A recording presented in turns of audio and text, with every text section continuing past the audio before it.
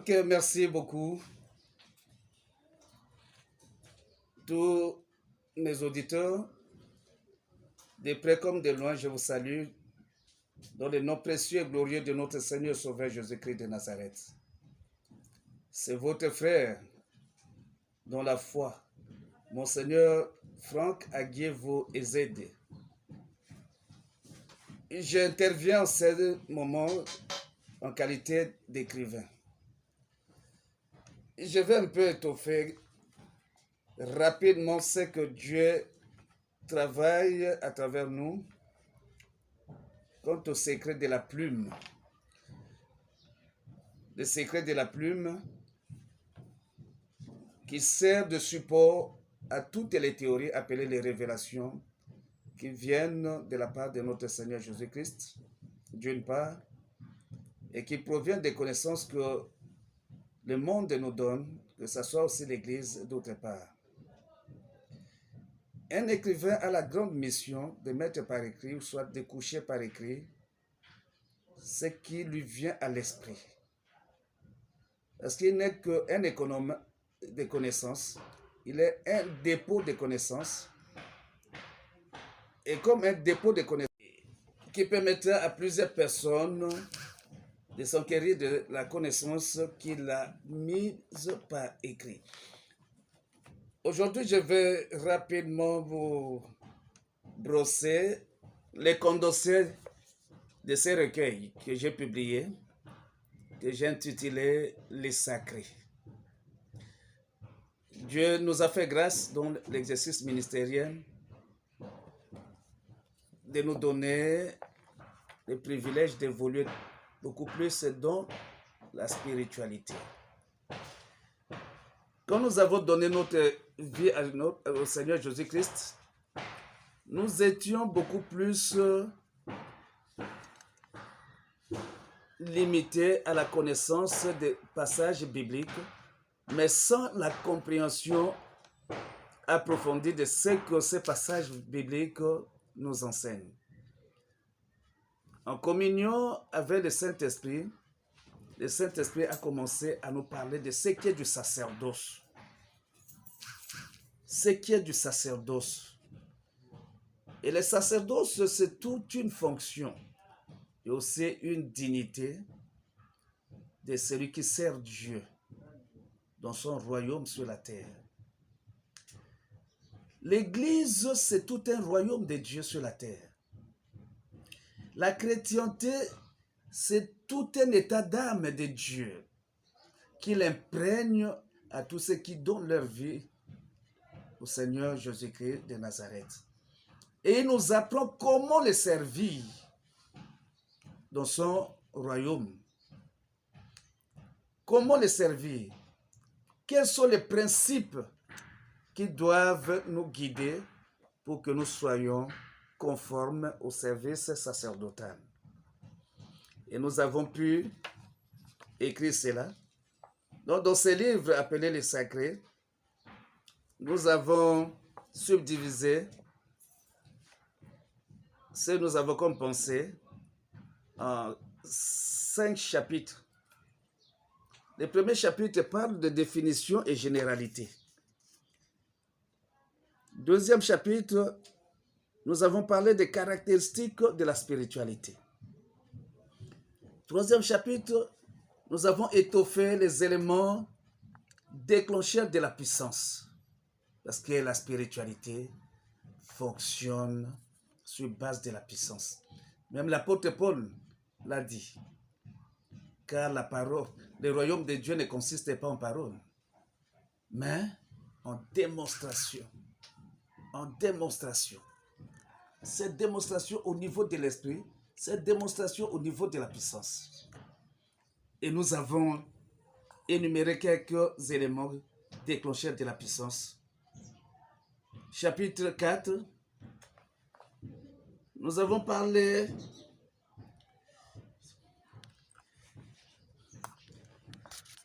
du sacré et la...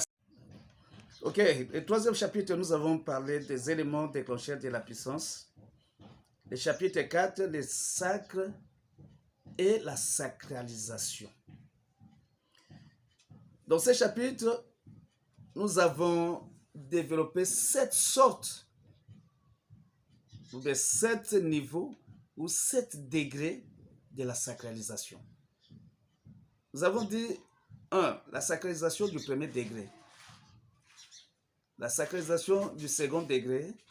La sacralisation du troisième degré, du quatrième, du cinquième, du sixième et du septième degré.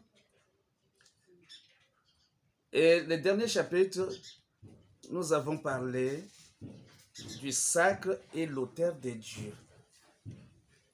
Du sacre et l'autel de Dieu. Le sacré, c'est quoi?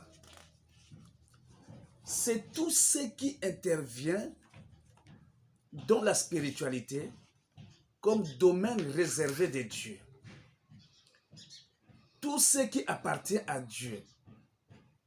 Tout ce qui concerne Dieu. Donc, toutes les propriétés de Dieu, c'est ça ce qu'on appelle le sacré. Même dans l'église, le temple en soi, c'est du sacré. La chaise, nous appelons l'autel, c'est du sacré. Les chaises d'une église, c'est du sacré. Les rideaux, les tôles, les bois, tout ce que nous avons dans l'église, c'est du sacré. Alors, la loi d'inviolabilité du sacré est démise dans l'église. Et nous avons découvert que même nous, les hommes de Dieu, nous ne respectons pas ce qui est des lois du sacré dans nos églises. Imaginez-vous, le pasteur dans l'église, il vient, il prend même les chaises de l'église et il dit, c'est mon église, toutes ces chaises m'appartiennent. Il prend toutes les chaises, il les amène chez lui, soit il les vend. Et l'argent gagné, il s'achète soit de la nourriture, soit il équipe sa maison. Il ne sait pas qu'il a violé ce qui est de la loi du sacré, parce que ces chaises-là, même si c'est lui qui avait sorti l'argent pour acheter ces chaises, aussi longtemps que ces chaises appartiennent à l'église, cela n'appartient plus à l'homme de Dieu. Même les balais de l'église, c'est sacré. C'est une propriété réservée simplement à Dieu. Quelqu'un de l'extérieur ne peut pas venir, on lui prête les balais de l'église, il va balayer sa place, sa parcelle, sa maison, et après il vient retourner ça à l'église. C'est de la violation du sacré. Personne ne peut dire non, je monte des rideaux dans ma chambre, je prends les rideaux de l'église pour sécuriser ma chambre. Là, il a violé la loi du sacré. Parce que ces rideaux-là dans les temples n'appartiennent ni au sacrificateur, ni au peuple de Dieu. Mais ces rideaux appartiennent à qui? À Dieu. C'est devenu une propriété privée de Dieu. Et l'autel dans l'église, là où le nom de Dieu est célébré, là où on prêche la parole de Dieu, ce n'est pas donné à tout le monde dans l'église de monter à l'autel, soit pour nettoyer l'autel, soit pour déplacer l'autel. Ça, c'est le devoir des sacrificateurs, de l'église. Mais qu'est-ce qu'on ne voit pas? Vous arrivez quelque part dans une église, c'est tout le monde qui passe à l'autel. Il défile à l'autel.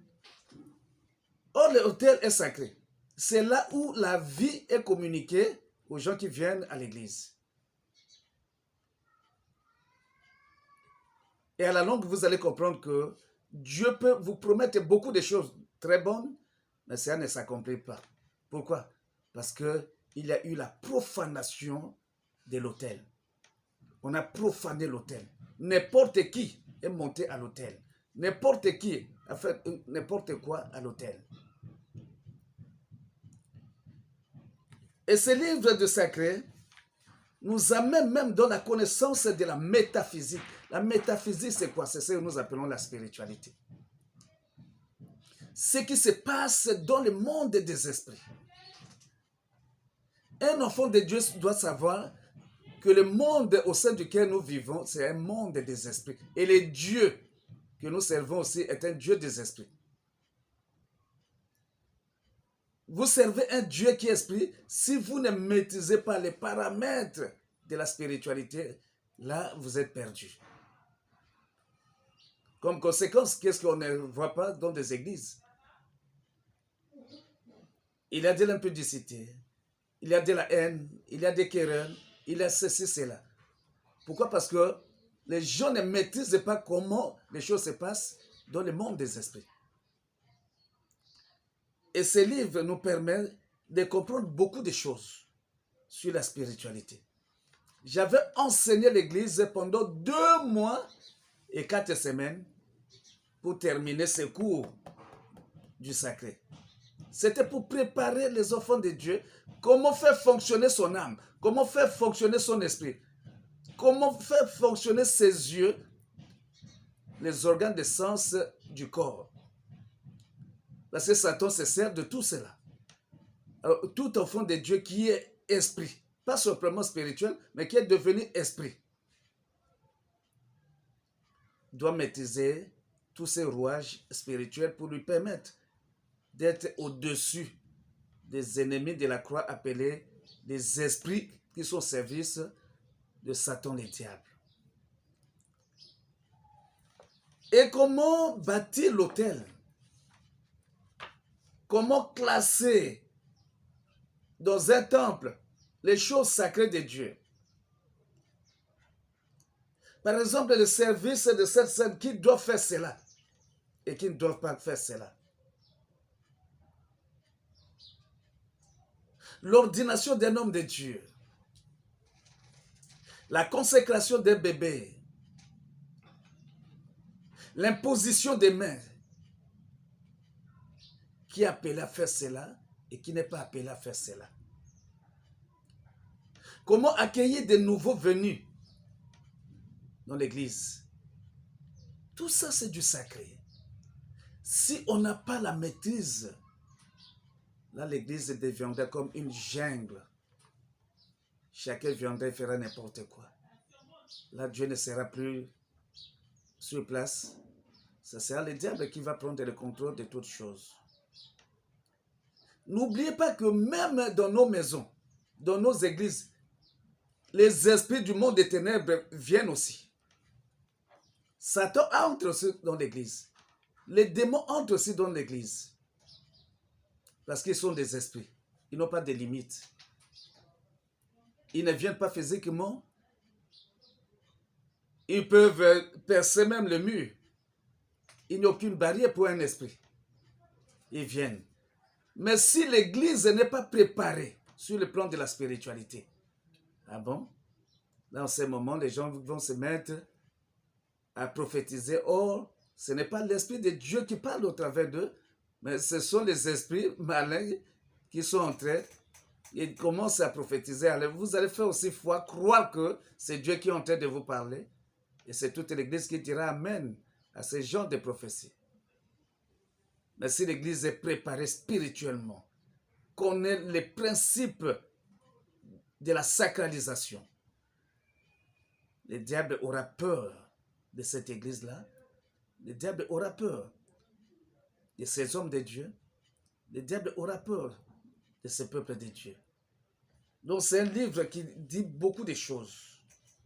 Quand vous le lisez avec esprit de méditation et de prière, du début jusqu'à la fin, vous allez comprendre beaucoup de choses.